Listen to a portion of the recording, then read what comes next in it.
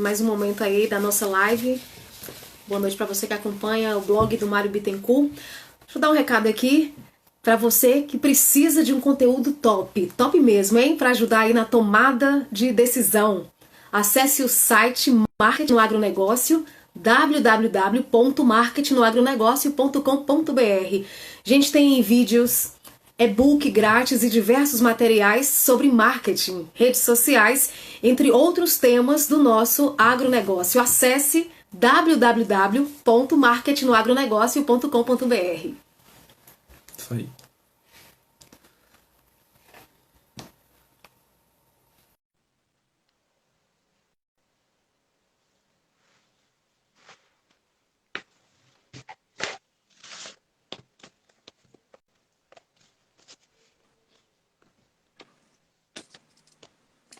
Aqui, ó.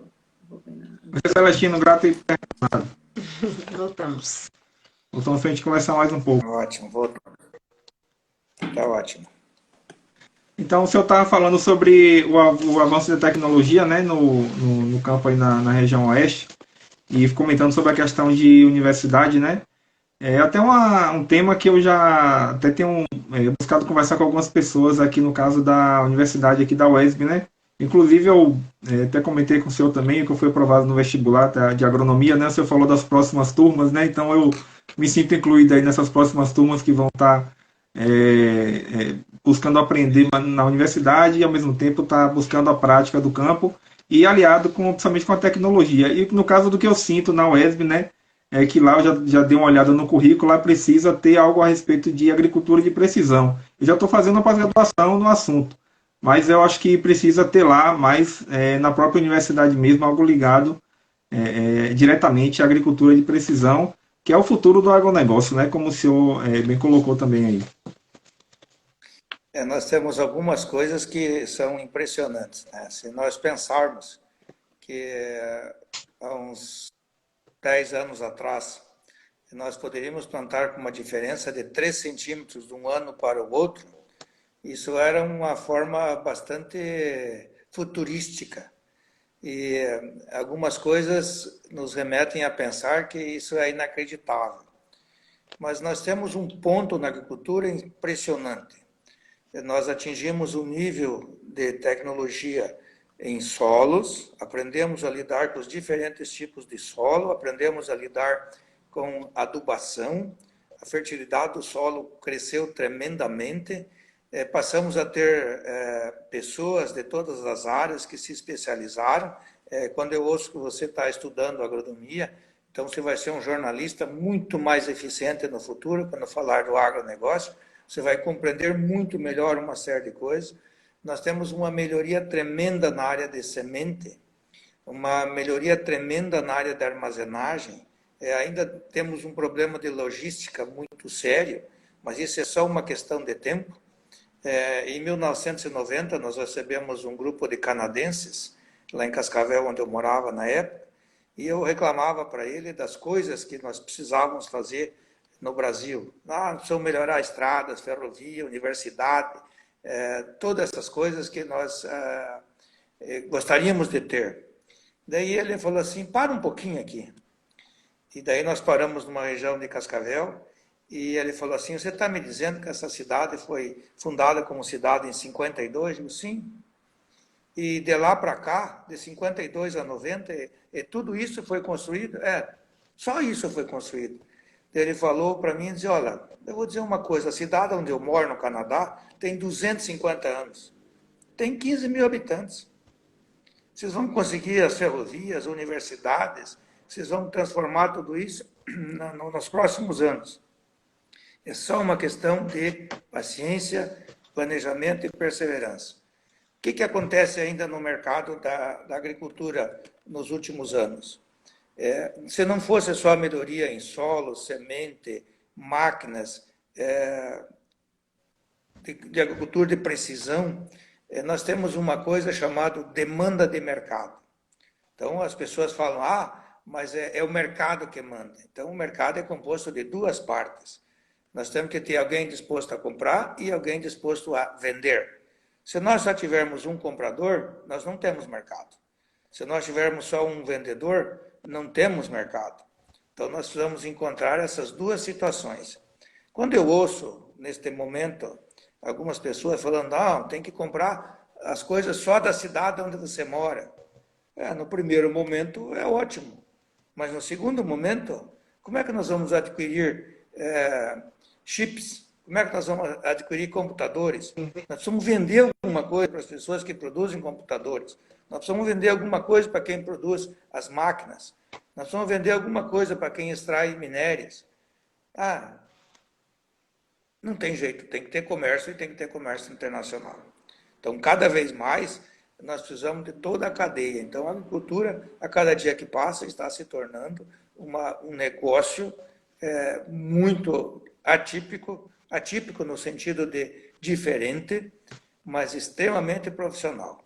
Então, hoje nós passamos a entender um bocado de todos os pontos que, se eu falasse com meu pai, se meu pai fosse vivo, no dia 13 ele teria feito 104 anos.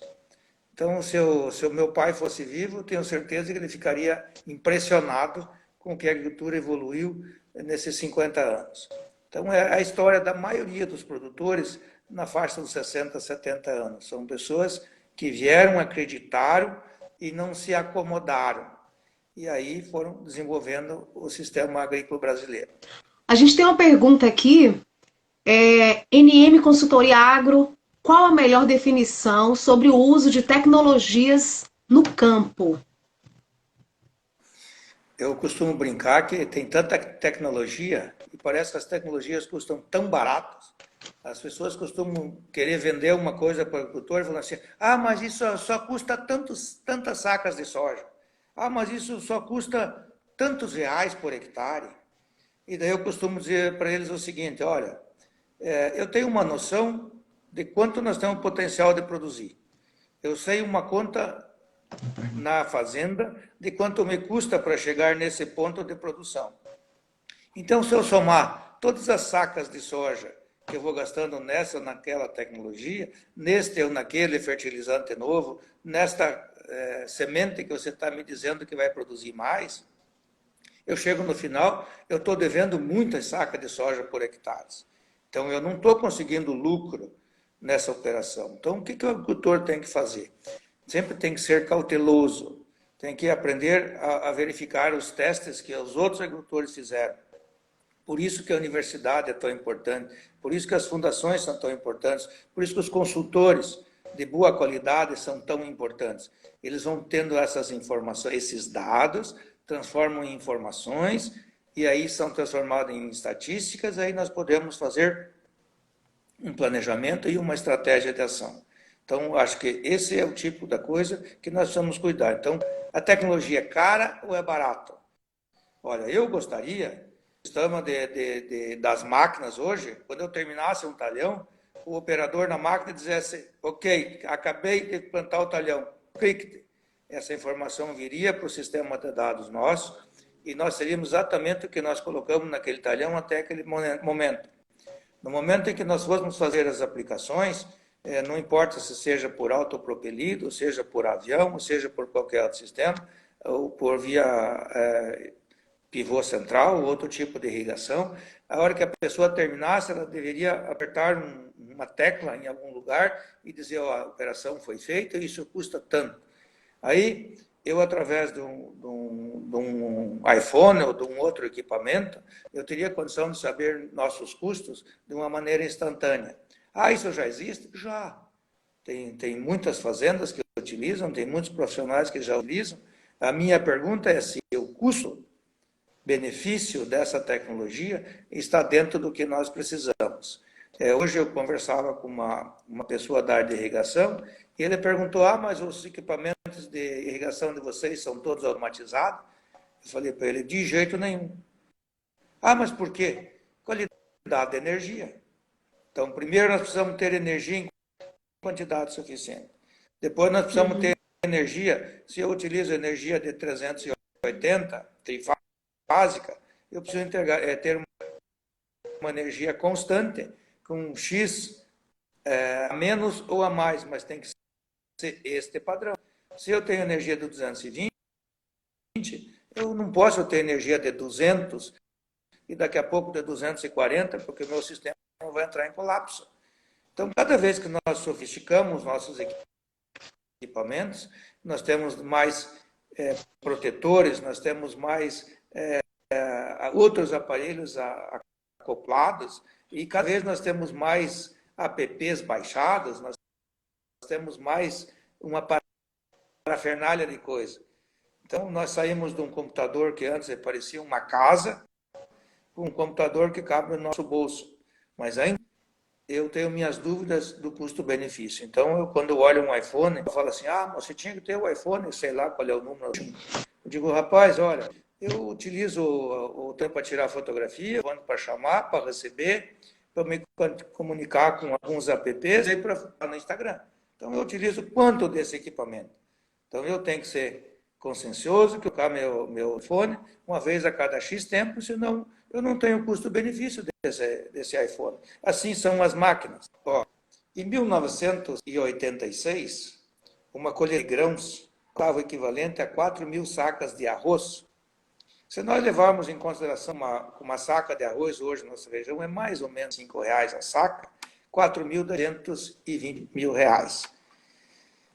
Se nós observarmos uma colhedeira de grãos hoje, dependendo do que nós temos nessa colhedeira de grãos, nós vamos ter aí talvez uns 2 milhões numa colhedeira de grãos. Mas a colhedeira de grãos hoje colhe tanta saca, tem imagem dessa saca, que dá a produtividade por hectare instantânea, te dá umidade, você liga o botãozinho, ela colhe certinho, ela anda sozinha na lavoura, mas tudo isso tem um custo. Se nós observarmos e dividirmos 1.800.000 por R$55, é uma conta meia estranha, mas na realidade é isso mesmo. Então, quanto cresceu os custos da tecnologia?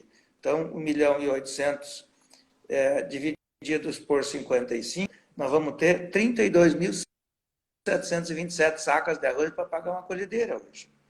Se nós fizermos a conta de por colhedeira, está custando 8 vezes mais. Nós não produzimos 8 vezes mais arroz do que produzimos naquela época.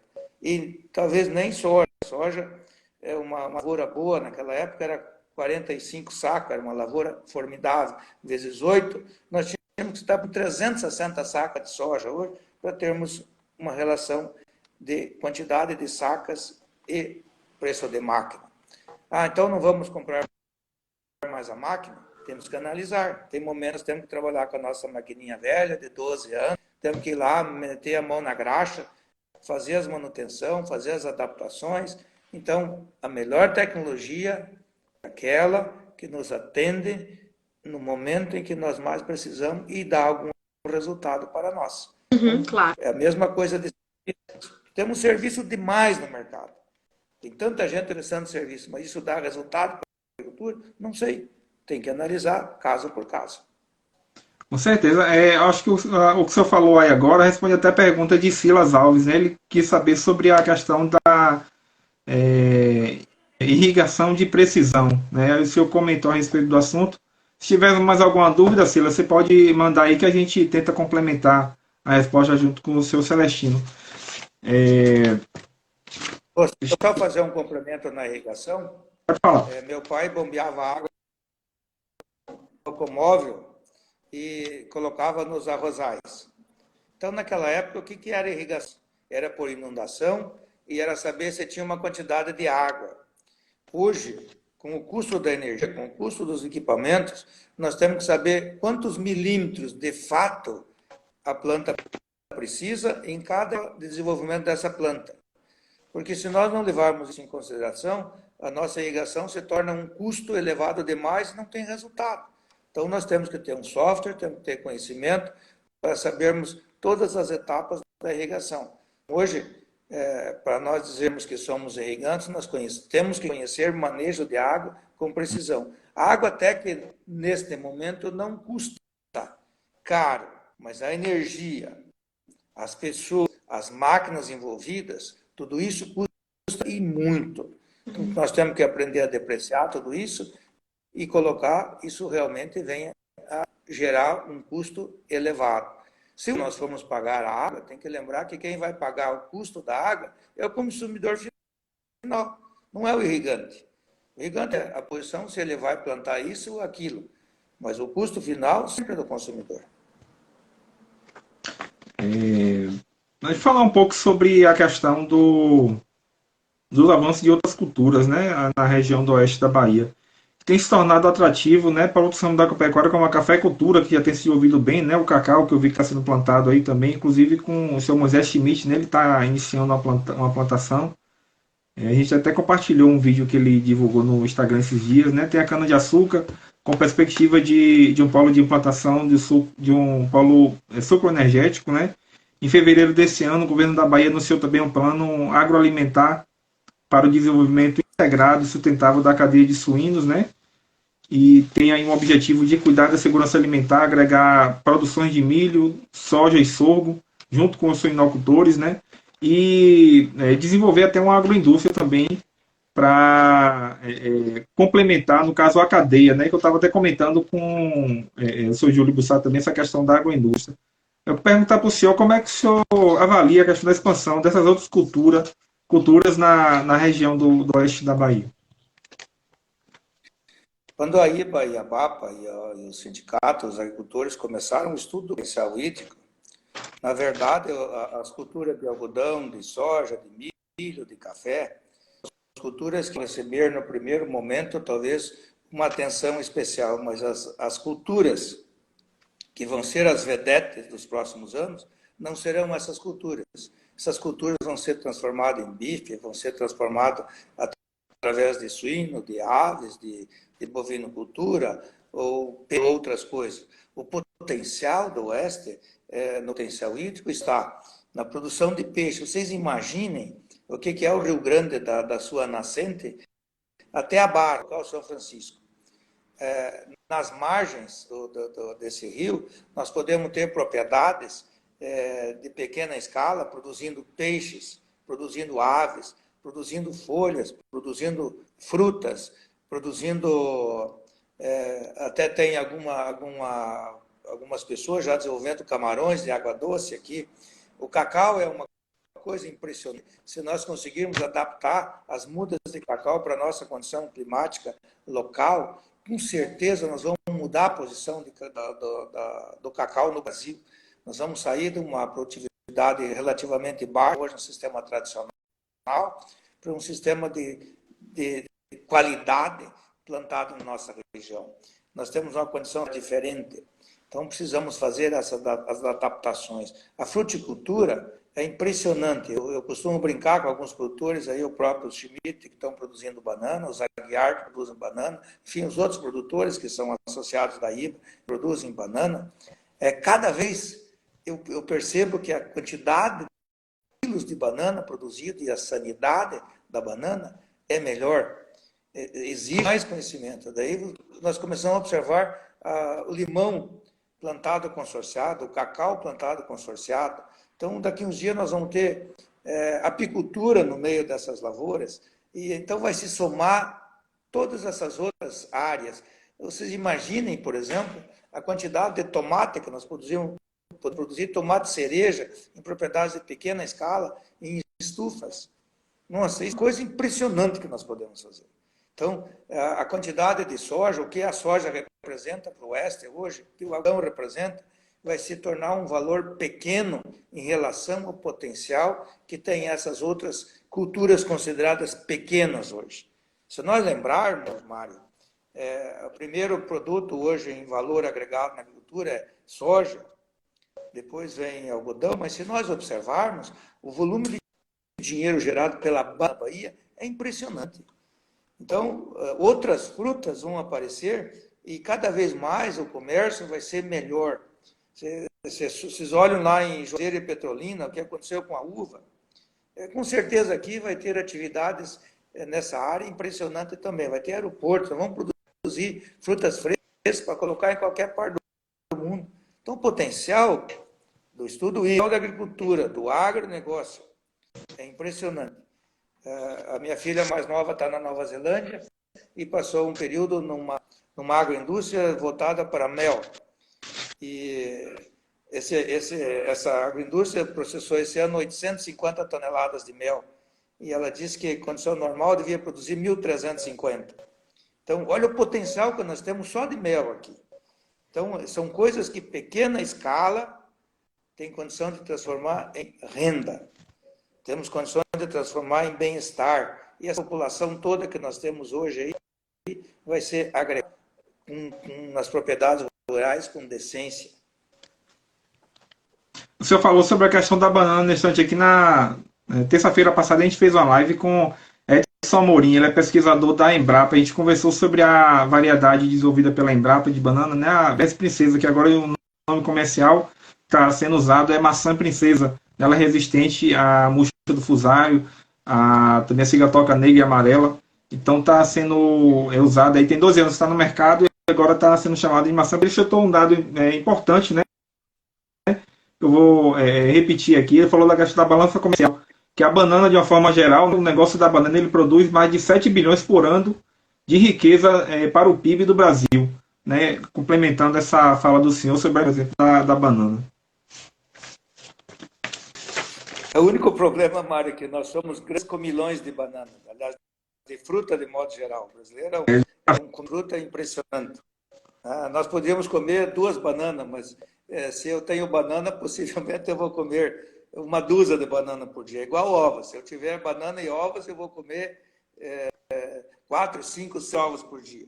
Então, acho que tem algumas coisas que, talvez por lembrarmos das coisas de criança, nós temos facilidade de consumir muito. Então, frutas no Brasil, e é uma coisa que está dentro dessa condição, e nós podemos produzir fruta praticamente em qualquer ambiente do Brasil. Então, isso eu acho extremamente importante, as associações, os sindicatos, a Embrapa, para trabalhar arduamente nessa área. Então, é uma coisa que tem um potencial impressionante. Com certeza, e até a questão do cacau também, né? O pessoal está levando o cacau para outras áreas que não só de Cabruca, né? Começar a própria área da região oeste até áreas mais secas também, tendo uma produtividade boa também. Falar sobre o senhor... sim, pode falar. Eu só digo que eu acho que o cacau teve uma representatividade no rural extraordinária, fez riquezas extraordinárias, mas eu acho assim que de tempo em tempo os cachorros têm que derrubar as pulgas velhas, mudar de toca e arrumar pulgas novas. Então o pessoal do cacau está na hora de mudar o modo de pensar. Sempre tem um jeito mais fácil de fazer as coisas e mais econômico e mais eficiente. Então as pessoas têm que, de tempo em tempo, mudar. Então é por isso que de vez em quando temos que sair de uma atividade e passar para uma próxima. Com certeza. Concordo plenamente.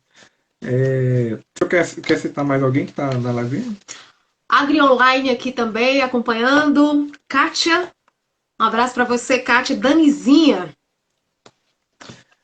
Seu Júlio, ou seu Sato, quer dizer, seu Celestino, a gente está fazendo essas lives aqui. Se eu quiser participar de outros momentos, a gente agradece. Uhum. A gente vai encerrando por aqui a live, agradecendo pela presença do senhor, por ter aceitado o convite, por ter aceitado também fazer essa segunda hora da live. Compartilhando tanto conhecimento, né, com a gente. Importante. E eu agradeço aí a presença de todos que estão na live, que acompanharam a gente na primeira hora e agora está na segunda hora também. Deixar o espaço aberto, se eu quiser sempre manter contato, né, divulgar algum assunto de interesse dos produtores rurais do Oeste. E é bom ficar ouvindo o senhor, viu? As histórias, assim, essa experiência toda, o que o senhor já estudou, né, o que o senhor vivencia no campo, é importante aí para todos do agro. Muito obrigado. Nós nos colocamos à disposição e lembrando que sempre que possível os produtores devem se encontrar, devem trocar conhecimentos, e o conhecimento trocado entre produtores normalmente é de graça, porque nós não precisamos fazer todos os erros, nós precisamos aprender com nossos erros. Então, quando os produtores se reúnem em associações, se em sindicatos, se reúnem nas universidades, isso dá uma possibilidade de nós melhorarmos o conhecimento e termos uma maneira mais eficiente de nos relacionar.